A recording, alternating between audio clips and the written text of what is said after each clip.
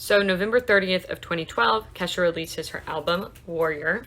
Die Young was the main hit on this album, but I have to say at this point my Kesha phase was kind of waning. Come On was another hit on this album, which I only really know because it was a sound on this app for 8th graders at one point. Feeling like I'm in high school, sipping on a warm wine coupe, hot 'cause the party don't stop. Supposedly she really wanted this album to prove something though, and that thing was that she could actually sing, because up until this point people thought she was just auto-tune, and turns out that's just the sound that she liked on the previous albums. She also had a song with Iggy Pop on this album, which is pretty damn cool. And I cannot leave off talking about this album without talking about Supernatural, which is a song about a sexy experience that she had with a ghost while she was living in a flop house. And apparently she ended up moving out of the house because there was really weird energy there. Maybe if a ghost is trying to get intimate with you, that's part of the weird energy. And at this point, please go back and watch the series that I made on the woman who married a ghost, because I swear I'm thinking this is real more and more. Oh my god. She also released an autobiography to go with it, which was called My Crazy Beautiful Life. Fantastic song, by the way. And in December of 2012, her lawsuit with DAS Management is settled. We don't know the details because it's sealed, but it's done. In April of 2013, Kesha starts her docuseries, also titled My Crazy Beautiful Life, on MTV. And I really haven't been able to find this online. Please let me know if you can. I've found a few clips, but I think that Dr. Luke features heavily in it, so that may be one of the reasons it's not out there a lot anymore. July of 2013, Kesha's Warrior tour begins, and we also get word that the Flaming Lips want to do a collaborative album with her, which she was a huge fan of them, so that's probably pretty cool for her. And in October of 2013, we get Timber with Mr. Worldwide. It's a catchy-ass song. I think we can all agree on that. Unfortunately, though, in November, we find out that the Flaming Lips collab is canceled. And apparently she said to a fan that she still really wanted to release it even if she couldn't make any money from it. But as is often the case in the music industry, the decision was not up to her. And Wayne Coyne, the lead singer of Flaming Lips, said that Kesha would always make comments about how Dr. Luke would kill her if she released anything, and that basically he could tell that there was something up. In January of 2014, Kesha goes to rehab for bulimia. She was still working on music, writing, singing, recording the entire time though. And it was also at this time that she decided that she did not want the money sign in her name anymore. Her mother has said that the eating disorder got a lot worse once she had been signed to a label. And she also straight up said that Dr. Luke was a huge part of it. Apparently his body shaming her, telling her that she needed to lose weight, telling her that she looked like a refrigerator, which, F you, Dr. Luke, for that. That's super rude. But again, all alleged. And then in March of 2014, Kesha left rehab. Yes, I changed. It's far too hot. I was trying to be cute for winter, but I'm in Texas, so there's no such thing. So in June of 2014, Kesha reveals that she's got a new man, and his name is Brad Ashenfelter. She said that she wasn't super into him right off the bat, but when they kissed, it was magic, and she realized he's such a pure soul, which is sweet. And they keep their relationship pretty private, but just know that they are still dating, like right now, in the present day. She also revealed in that interview where she was talking about him that her type is bearded men with long hair who look kind of homeless, which, understandable. We've all got that type. And then in October 2014, Kesha sues Dr. Luke. And this was for SA, battery, sexual harassment, gender violence, and emotional abuse. Specifically, the 2 times that he R-worded her, supposedly, in 2005 and 2008.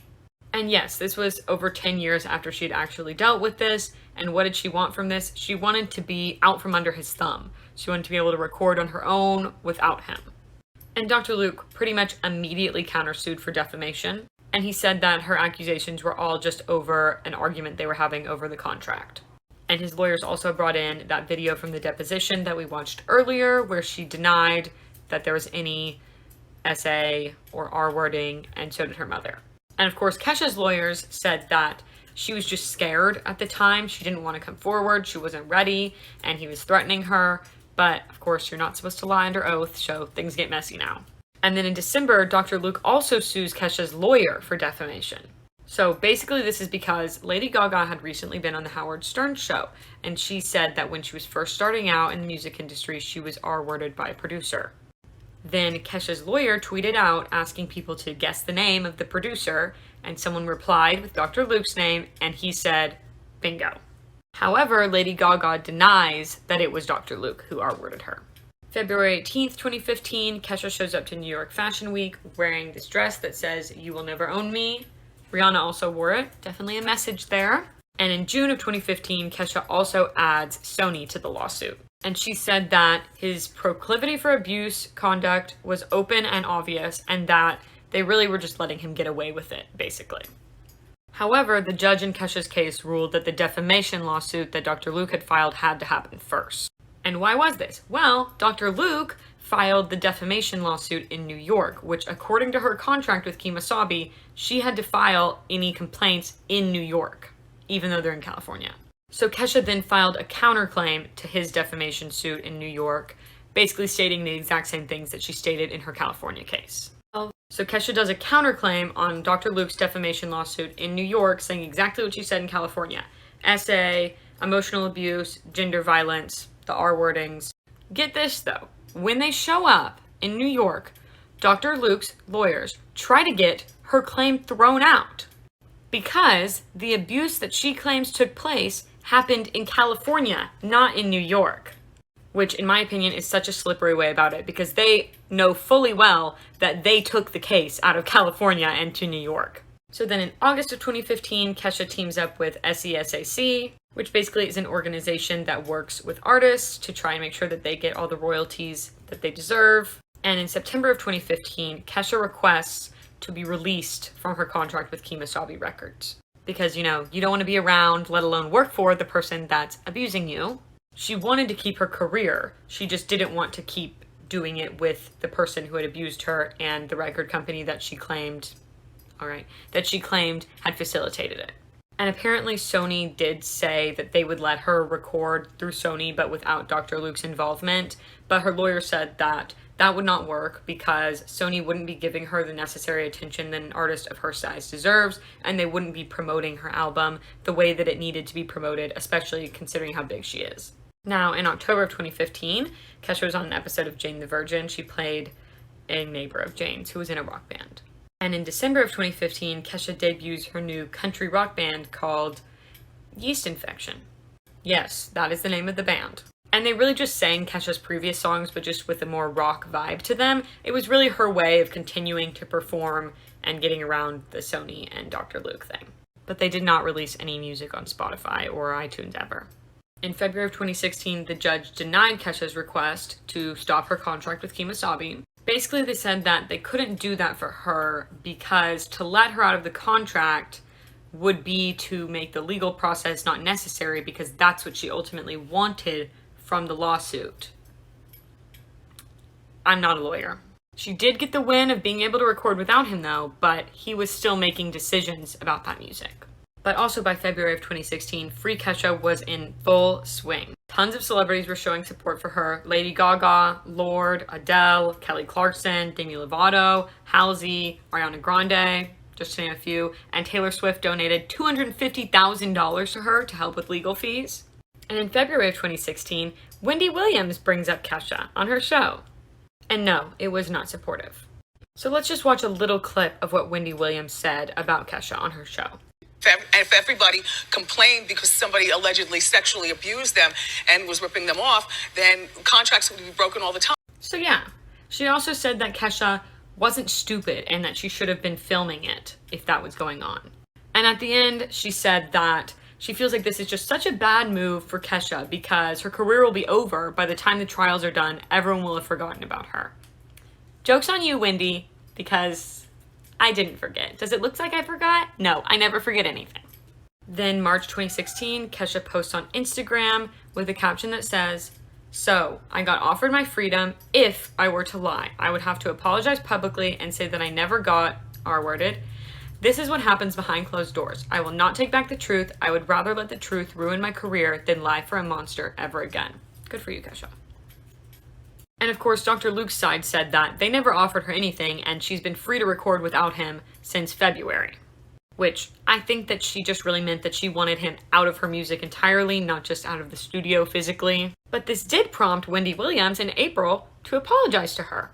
Wendy said that she was just playing the other side because she was skeptical and because lots of people lie about being R-worded. Really? Do they? Because the FBI says 8% and that's very low. So give me a damn break, Wendy. Anyways, it seems like from what she was saying that what proved it to Wendy was that Kesha was not willing to take money to keep quiet. And let me just play you a clip of what she said at the end. Well, Kesha, anyway, I like your freckles and good luck with everything.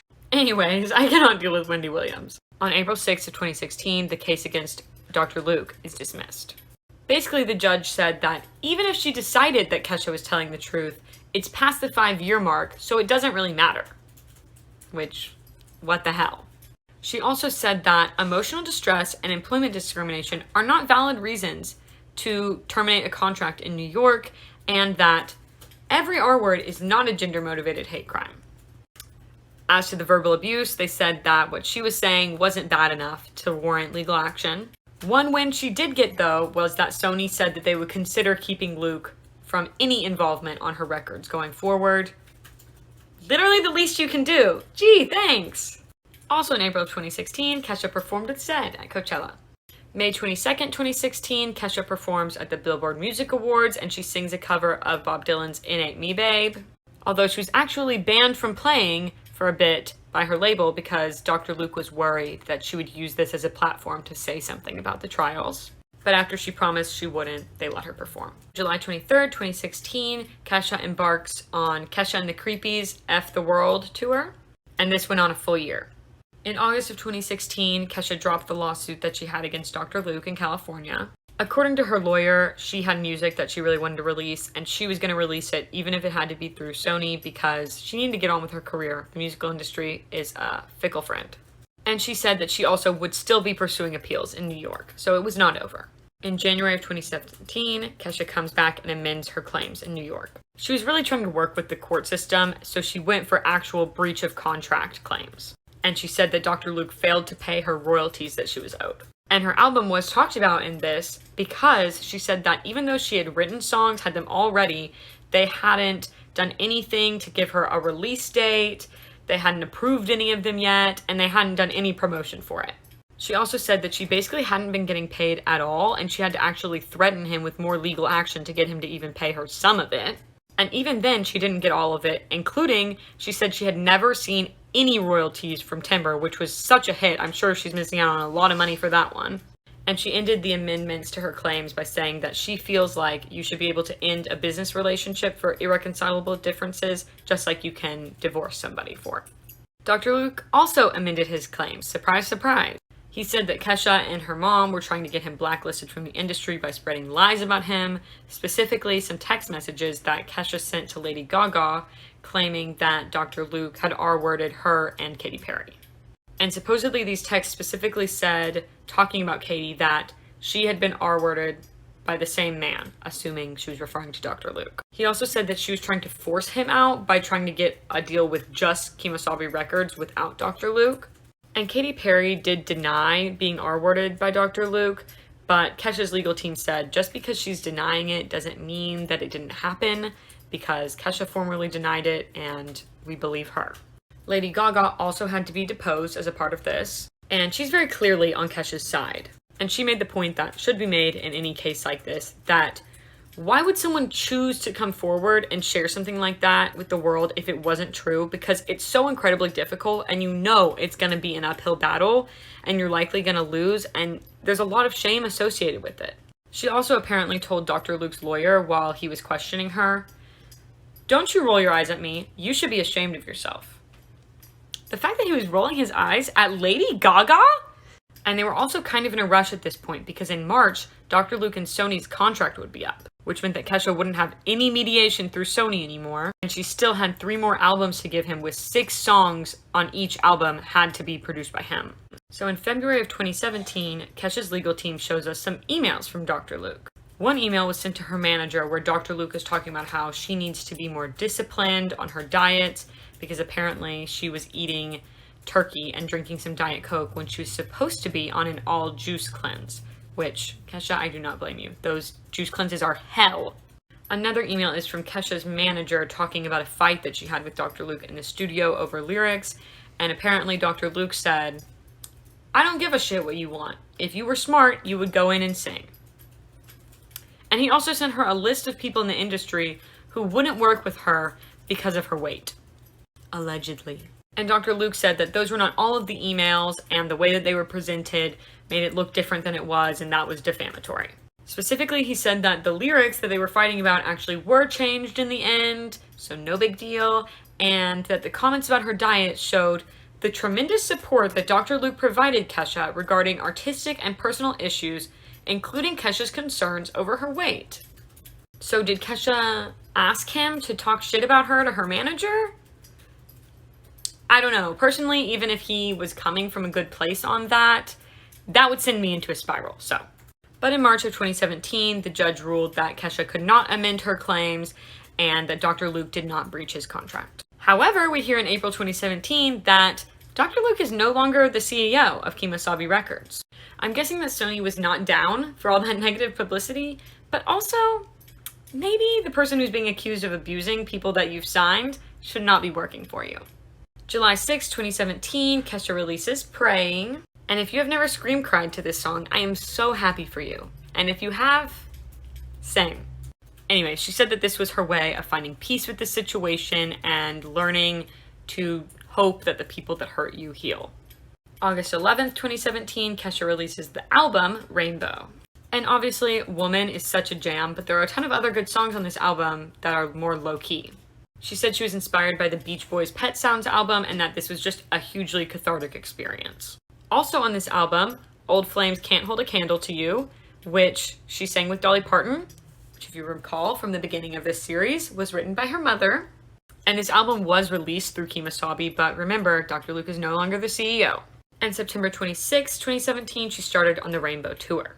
In May of 2018, an appeals court upheld the decision to reject Kesha from amending her claims. And they also upheld the decision to not let her out of her contract with Dr. Luke. Basically, they said that her claim to end the contract was that she wouldn't be able to fulfill it because she wouldn't be around him, but she had managed to uphold it until this point, so... June 6, 2018, she does the Adventures of Kesha and Macklemore tour, which was only a few months. So August 5th, 2018, Kesha releases Rainbow the Film. It's a documentary, it's available on Apple Music. I don't have Apple Music, so I wouldn't know, but apparently it's about her time in rehab and obviously the making of Rainbow. September 19th, 2018, she puts out the song Here Comes the Change, which was for the biopic on Ruth Bader Ginsburg on the basis of sex. And back in court in November of 2018, Dr. Luke is looking for a cut of the Rainbow album. That was definitely written about him. He claimed that he had given Kesha $150,000 advance for that record as part of the contract, but she had not given him any royalty payments, so he wanted those royalties plus interest because they were late. And he also said that his contract with her says that he can drop out of the arrangement between her and Sony at any time, but she cannot decide that. Only he can, and he still wants a cut. June 2nd, 2019, Kesha releases Rich White Straight Men, which she actually leaked first without the permission of her label, but then they later released it. And November 2019, we get a rare insight into her and Brad's relationship, and the insight is that it is not 100% monogamous. Basically, she said that sometimes she still hooks up with girls, and basically they just live their life together, and he lets her be her, and it's working for them. They're still dating. In December of 2019, Kesha released her own makeup line, which is vegan and cruelty-free because she's very for animal rights. And January 31st of 2020, she released High Road. Now, in February of 2020, a judge ruled that the texts from Kesha to Lady Gaga were in fact defamation. The main point that the judge made was that Dr. Luke isn't technically a public figure, even though he has worked with a lot of celebrities and he is super rich, so there's lower standards for what count as defamation for him. So basically, if you're a public figure, you have to prove that somebody really was trying to hurt you and your career in order to prove defamation, because you can't expect people to not talk about you if you're a public figure. So it's a lot harder. But if you aren't a public figure, you only have to prove negligence, that basically, even if they didn't intend to hurt your reputation, they did, so they have to be held responsible.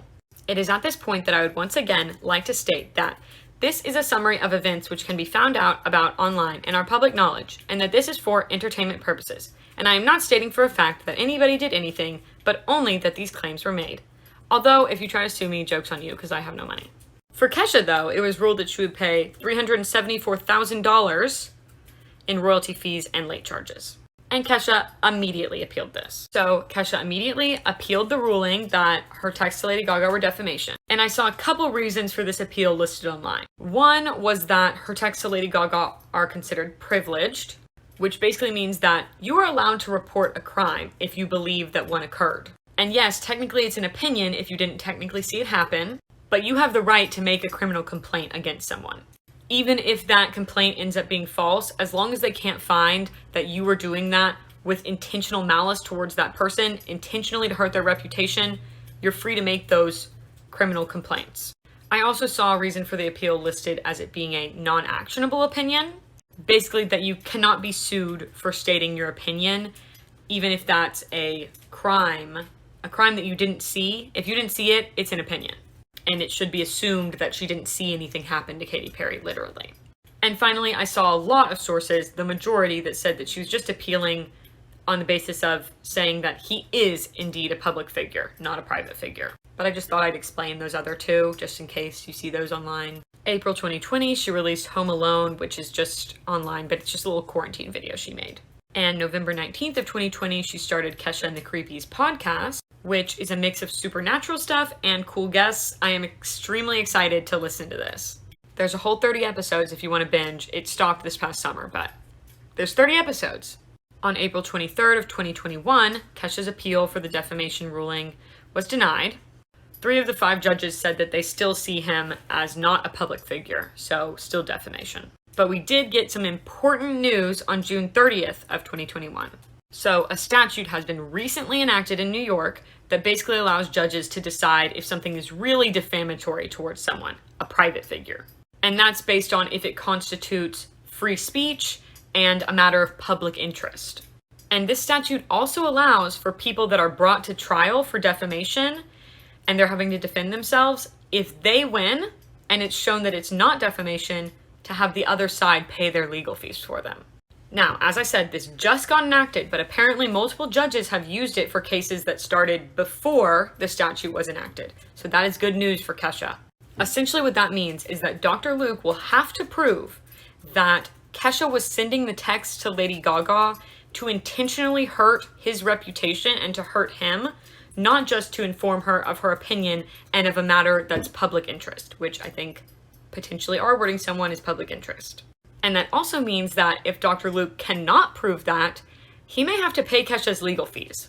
Also, the judge decided that Kesha can indeed file a counterclaim. So yay for Kesha. So August 13th, she started the Kesha Live tour, and on October 21st, the judge in Kesha's case ordered that all of Sony's files related to her need to be released. So this may reveal whether Kesha has been being taken advantage of or not. Sony obviously didn't want to show these. They said that Sony's competitors would likely use it to encourage artists and producers to sign with other record companies instead of Sony.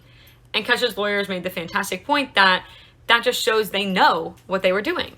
They're also hoping that these files will show that Dr. Luke was never working on improving her contract with Sony like he said he was, and that was just a manipulation tactic. So it seems like we'll be getting updates on the case very soon, and I, for one, just want to see some justice in some capacity for this. And some of y'all have asked for sources, so here we go. Sources, more sources. So studious, more sources. Ooh, research girl, more sources. I'm sorry, there really isn't a better way for me to do that I know of. If you do, hit me up, but please look into it more if you'd like. And thank you for watching this. If you enjoyed this video, please leave a like, comment any additions you might have or any thoughts or opinions. I'd love to hear them, as well as any series suggestions or new video suggestions in general. And if you want to see more of me and more of my series, please consider subscribing, and I'll see you next week with another one.